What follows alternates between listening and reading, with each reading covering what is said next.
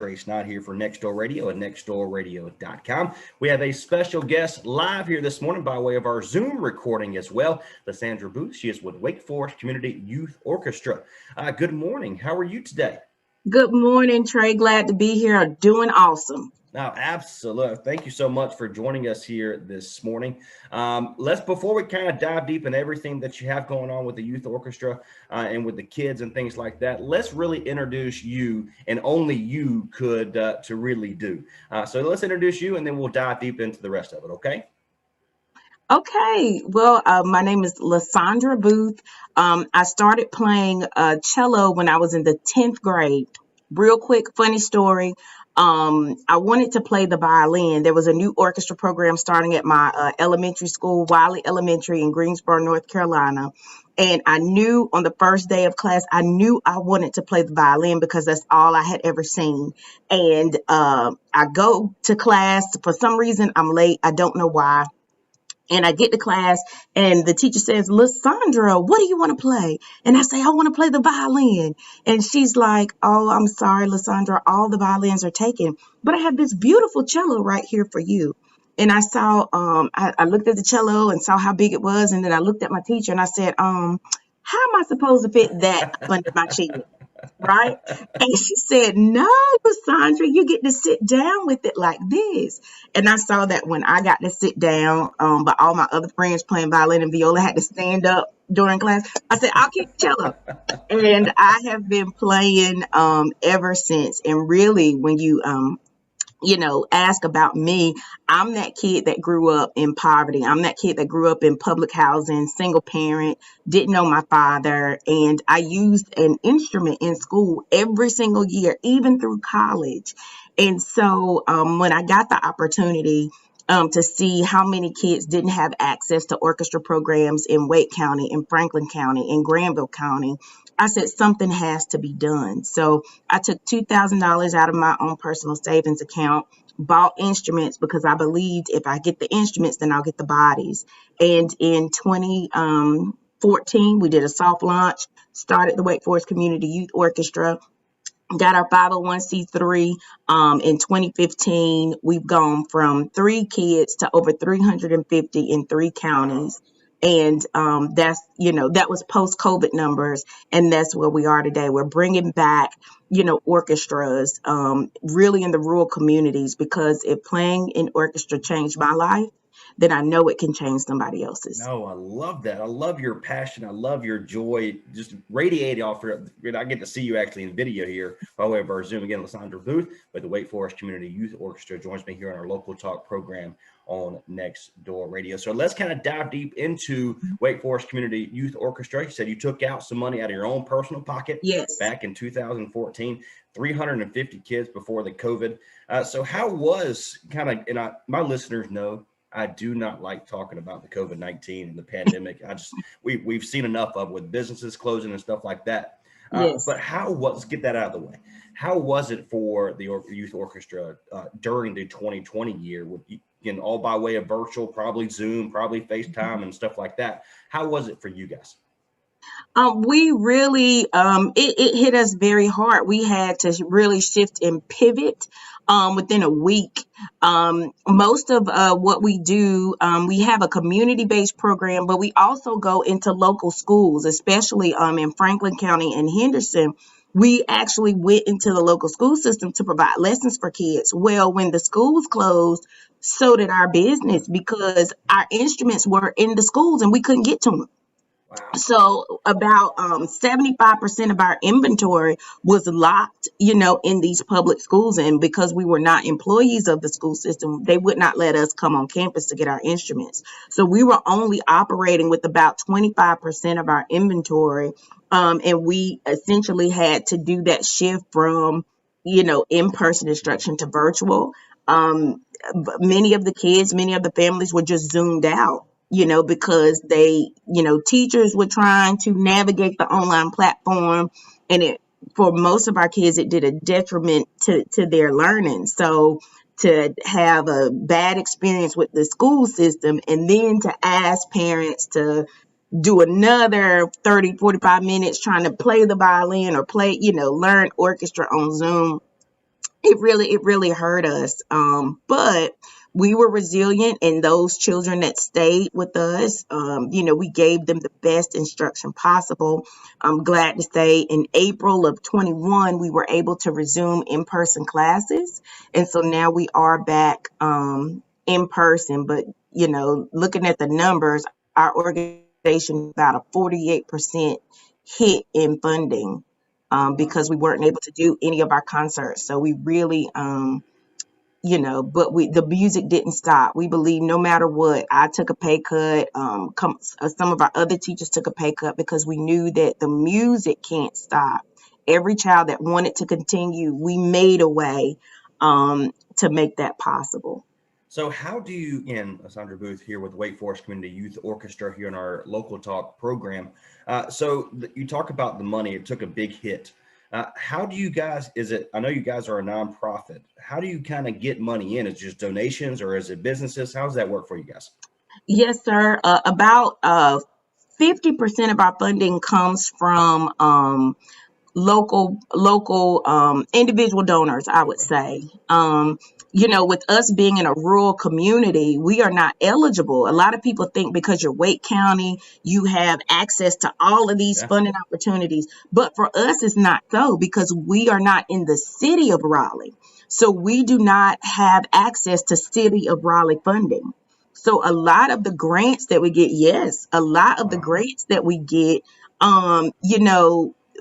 we are eligible for so many different grants, but because we are not in the city of Raleigh, a lot of times we're overlooked, even though we're doing great work, even though, we were one of the first organizations to focus on equity, diversity, and inclusion initiatives from the very get-go. A lot of times we get overlooked. So we are very grateful to the generous individual donations that we received and for all the businesses that support us. And then we received a $15,000 grant post-COVID from the North Carolina Arts Council to bring the first string program to Franklin County and to Vance County schools. But once COVID hit, that funding went out the door. So when you talk about knowing how to, work on a lean budget, we really, really operate on a very lean budget. Wow, no, that's remarkable. Money drives a lot of things, and when it stops coming in, just like local restaurants, local businesses, 2020 was hard. So I'm so glad to see that you guys are starting to kind of get back up. You're going into in-person session, which is fantastic. So I want to go there. Talk about your process with these kids, and I know they're excited when they come because, again, I could tell just by way of our video here this morning, you love what you do. So talk about the classes itself and how that process worked for you guys. Yes, sir. We have 3 levels of orchestra that are offered. So our beginning class is for people who have never, ever touched an instrument before. On the first day, they're playing. On the first day, they are playing with bows. They're holding the instrument correctly. And look, we don't just stop there. We invite the adults to take lessons with their children as well. Yes, we provide instruments for all students in need because breaking down those barriers are very important to us. So you don't have an instrument, don't worry about it. We got you. You can't afford tuition, don't worry about it. We got you. So that's for the beginners. They are typically playing first day, and within the first, this session will be 6 weeks. In 6 weeks, they're going to learn multiple songs, diverse genres, even a little, what is it? The we will. Okay. We teach them how to play. You can't take that back. I got you on video. We're good. That's fine. And then our continuing orchestra students, they've been playing for about a year. We really, really, really focus on, correct posture, how to use vibrato, how to shift in second and third position. And then we have an advanced orchestra. And the great thing about our organization is that we are self-sustaining. So our advanced orchestra students, they serve as peer coaches. So their class doesn't start till 6. So they'll come in at 5 o'clock and they will sit beside a beginning orchestra student to help them Awesome. with the posture, or either they'll coach somebody in the continuing orchestra and sit beside them, or even give them private lessons. So that's just a way that the older students are giving back as well. And then when they graduate, they come back and they help they help us. We have one graduate who's now a teacher with us. So it's just a wonderful place for community. So, LaSaundra Booth here she is with Wake Forest Community Youth Orchestra, and their sessions are being held at Roseville Baptist Church. Is that still correct? That's still correct? Yes, Perfect. sir. Roseville Baptist Church. Right, and that's at 203 East Young Street in Roseville, North Carolina. It's 27571. So talk about some success stories. I love stories. I love history about anything like this. Talk about the success stories. Again, you mentioned that one of your graduates came back and she's now a teacher. Talk about those stories and what it means to the student itself and the youth for Franklin, Vance, Granville. How does that work out for you? Oh my goodness, I have so many success stories, but I'll tell you about one young man who came to us as a beginner, had no experience, started out on the bass, but then after about a few months, he said, the cello is calling to me. I want to learn how to play the cello. And I said, okay, fine. So he started playing the cello, and then he broke an instrument. And Sounds like me. I said, oh my goodness. And his mama was, like, oh my gosh, he broke this instrument. He's going to have to pay. I said, no. I said, you know what? This may be an opportunity. This may be his calling. I'm not going to make you pay for this cello, because he, broke it. It was an accident.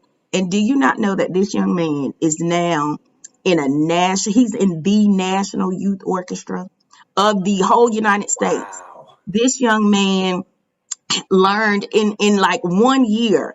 He is playing at such a high level that he went to London to perform.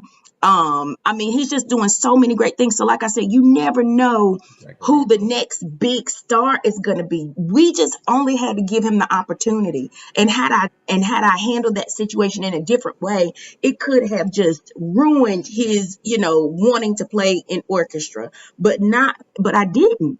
And that's just a testament of all the things that, he's done, traveling internationally and playing now at such a high level. It's amazing. Other students, we provide a college scholarship for all of our graduating seniors. We have a 100% graduation rate where all of our high school seniors go on to a 4-year college.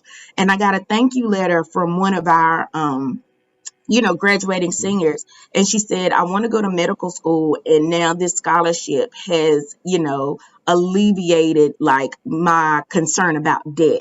So now I can pay for some books and not have to worry about debt when I go to college. Thank you for investing in me. Wow. And so it's those things like that say, oh my gosh, we have a student who has autism. He made his first friend in our orchestra. And so whereas he's not, as social in school, but in our orchestra, it's his safe place.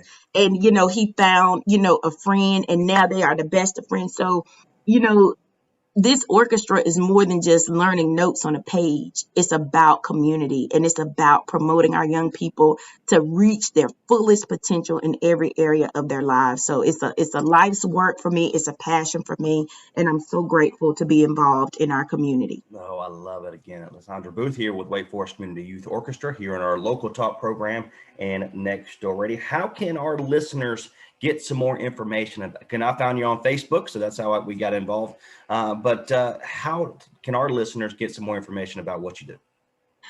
Your listeners can go to our website, www.wfcyo.org. That's W, F as in Frank, C as in Charlie, YO.org, where they can learn all about our organization and how they can be more involved. And if they want to donate, they can donate too. There you go. I was just about to say, how can businesses be involved with that? And they can go, I know I'm looking at your website now, they have a donate tab at the top of the page.